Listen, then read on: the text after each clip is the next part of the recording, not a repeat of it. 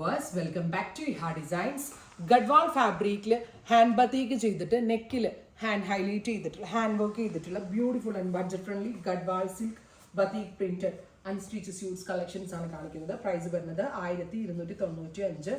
Double died ആയിട്ടുള്ള ദുപ്പട്ടയാണ് ഇതിനകത്ത് പെയർ ചെയ്തിരിക്കുന്നത്. 1295 ready for dispatch express delivery.